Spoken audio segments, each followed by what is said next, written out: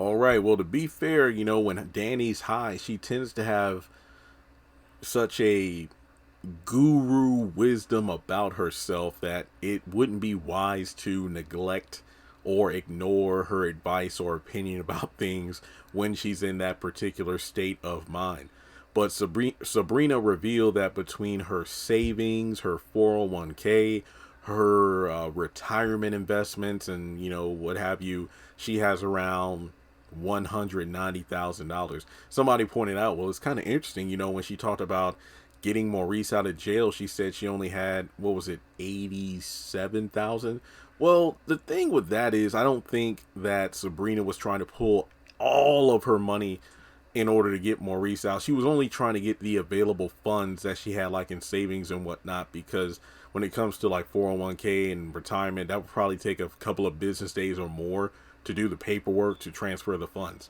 But in any case, she is considering getting all of her money together and allowing Bayo to do his thing with some tips in order to potentially double the money. So we're talking about a little under $400,000 if things go well. Now, granted, I think Danny made a solid point. No, don't hand all your money over to that African. You don't know if he's a scammer and whatnot. Yeah, but he's rich. And to be honest, I can see both sides of this. Danny making a good point about, look, you're putting all of your money in the hands of someone you barely know. But on the flip side, he did put up 1.5 million for Maurice. Not to mention, Maurice and Sabrina saw how much money is in that guy's account. So it might be legit. I mean, let me put it this way. I don't doubt that Bayo could foot the money. I'm just concerned of how he would do it, especially when you have like the SEC, right? SEC, right? I think that's what it's called. That was coming after Zach because of the stock insider trading he got. So hopefully Sabrina won't find herself in a similar situation if Bayo uses the money in order to flip it. Because remember when Gary back in season 1 had his accountant call Andy, getting her account number and whatnot to make a transfer of funds, and putting that money in Andy's account led to her having all of her assets frozen and, taken over by the government until she was able to clear her name. So who's to say Sabrina won't find herself in a similar situation if she does this with Bayo?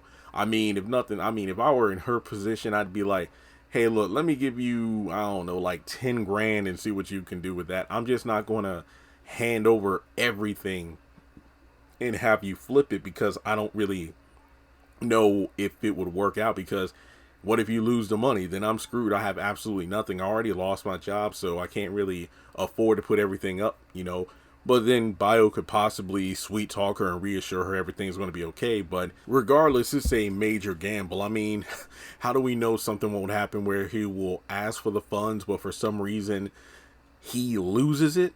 Maybe his tip is a bad tip or something.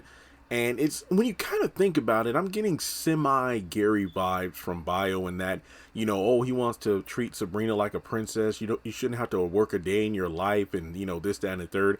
Almost as if he's trying to control her and manipulate her. Like, oh, you don't need to take your phone. I mean, you don't need to take your purse. I mean, yeah, take your keys. That way you can open the door when we get back from lunch and whatnot. But I don't know. It almost seems like at some point we're going to see Bayo try to separate her from her friends. Like the whole thing about not wanting to be around Maurice. But to be completely honest, for a air quote here, friend like Maurice, is he really that?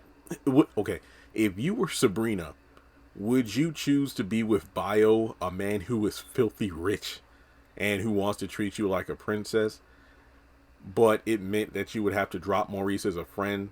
Based on Maurice and how he's treated Sabrina for the entire series, I think that would be a potential gain to just forget about him. But that's just my 2 cents on that. So with that being said, let me know your thoughts in the comment section below. How do you feel about Bayo or Sabrina basically putting all of her financial assets into Bayo's hands? Will he be, able to do what he said he would do? Or could this be, as Danny thinks, a potential scam? So thanks so much for tuning in, and I'll catch you in the next one.